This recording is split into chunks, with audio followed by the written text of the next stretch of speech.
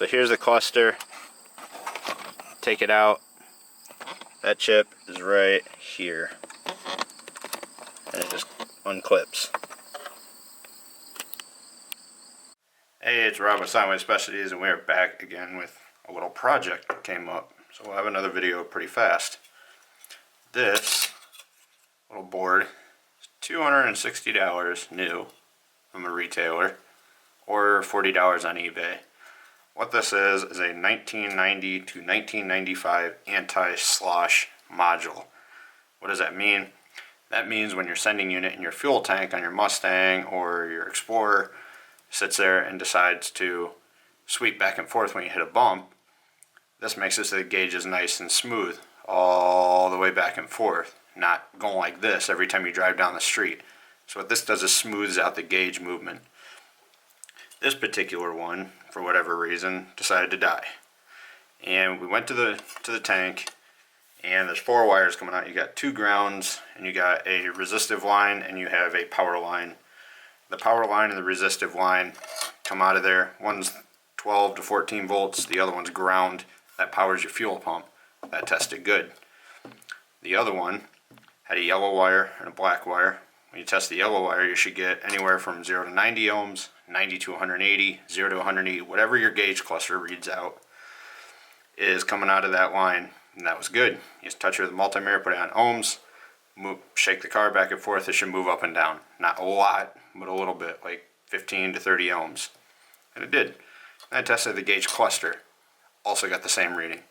So I figured, okay, so something must be wrong with the cluster. Well, turns out this is what's wrong with the cluster.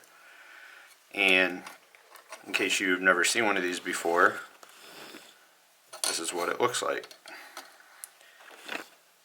And we'll see if we can get a focus here. Now what went wrong with this one is right here.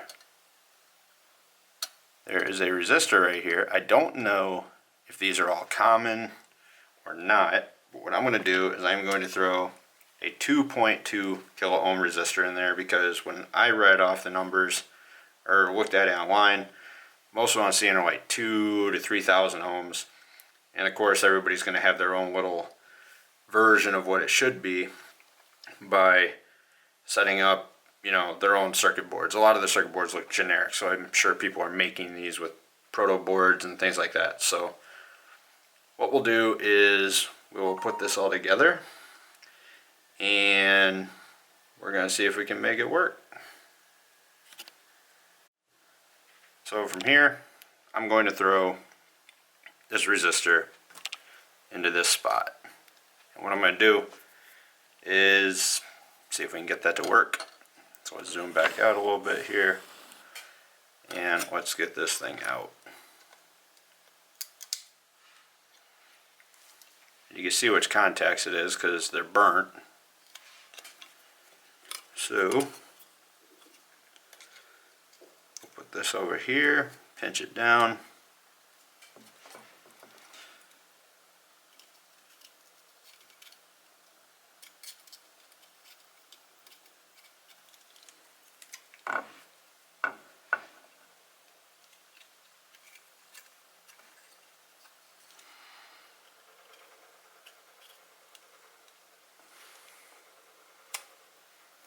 There we got one side out.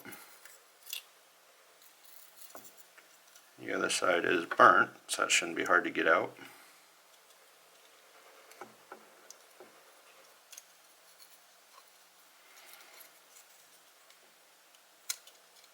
There you go. Now, what we need to do is we need to clean this up just a little bit. Put some flux on it. Let's get a little bit closer here so you see what's going on. So there's our fried resistor. Gone. I don't know what it is to begin with. There's no point in acting like we need it to keep it. So now what I'm doing is putting a little bit of flux on there. Just a little bit of this stuff. And what this does is it helps the solder flow a lot better.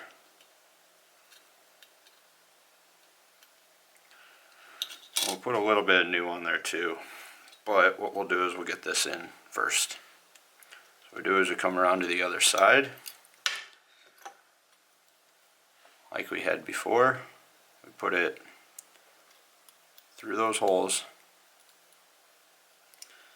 Of course, it's not going to go now.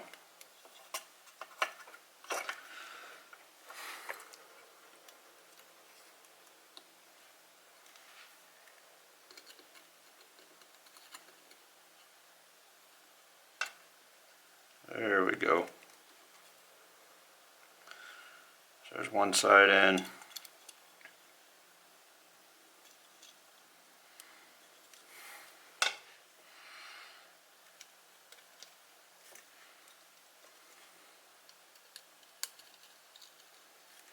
Alright, so now we got two sides in. So what we're going to do is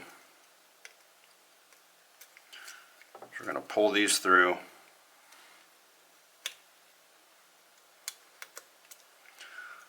Until they get nice and tight, and voila, our new resistor right there is in.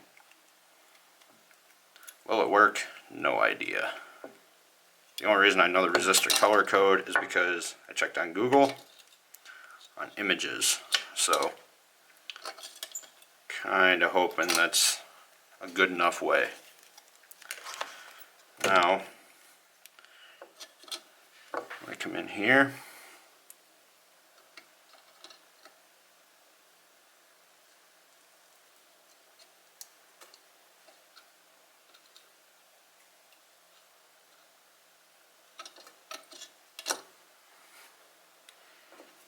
I'm going to put this in.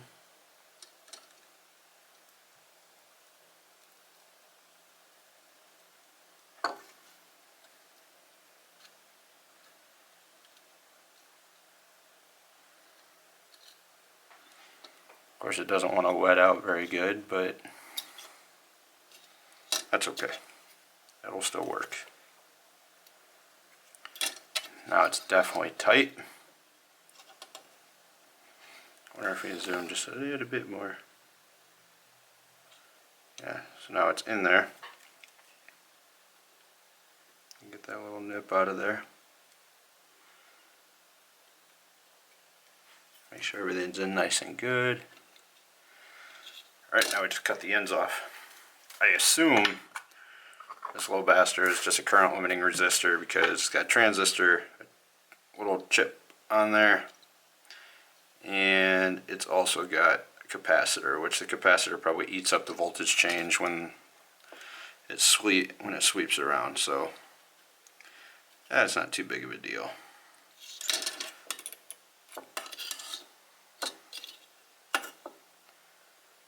Everything seems okay other than that issue.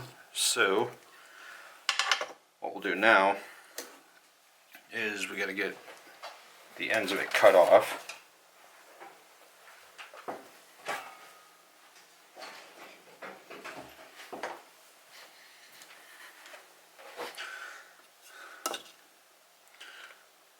Try to make this look as nice as possible and be functional. There you go. Just gotta make sure it's not touching anything. Now what you can do to make this a little bit simpler is take a toothbrush with some rubbing alcohol and scrub over top of this, because that flux we just put on there, this stuff, is going to leave residue all over, and it will arc between. It will. It will, it will, it will. People can tell you, no it won't, or it totally will, whatever, it does. You do not want to leave that stuff on there. Clean the circuit board off when you're done. Other than that, I think we're good. Like I said, I don't know if this is the right resistor value. We're going to roll with it. Hopefully this was a little bit intuitive. I'm going to have a clip right after this that's going to show if the gauge is working or not. If not, then, well, we tried. But you're going to get pictures of where this comes from inside the car. Also, another side note, if you find one of these things is going bad, this is on the back of your gauge cluster. There's no reason to spend $200 something on it. Also, I think what I'm going to do next as well is the car is red. So what I'm going to do is I think we're going to swap all the cluster lights for LEDs, and we're going to match the color of the car. So if we do that, that will be the next video. So that may happen today, but we'll keep you posted. I still got the other 4 parts of the 5-part series for shop considerations, builds, whatever, you know, coming up with, you know, pole barn to full shop kind of thing. Another thing, and finally the last, is these little bands on here that are color coded. The only reason I know what that resistor was, even though it was completely, there it is, even though it was completely destroyed, is I took into consideration, well, there's got to be a whole bunch of these, so I'll just take a Google image and I'll look at it, figure out the bands, and that's how I came up with this. It was either a brown, red, brown, gold, or it was a red, red, red, gold. So why did I choose red, red, red? Because I figure this is current limiting. I'm assuming, without any real knowledge of it, that resistor, if too low, will cause issues for this capacitor, or it will cause issues for this microcontroller, which I don't want to be responsible for. I would rather have a higher resistance than a lower one, because that means less heat and less power input. If anything, this will operate a little goofy, but it will operate. If it seems like it's flying around on the gauge cluster, then I'll step down to a 2K. Right now I got a 2.2 in there, or I believe it's 2.2. So that is my judgment call on this. Finally got all that stuff off. I just put Dawn dish soap on it, scrubbed across it with a toothbrush head, and then rinse toothbrush off, and you're good.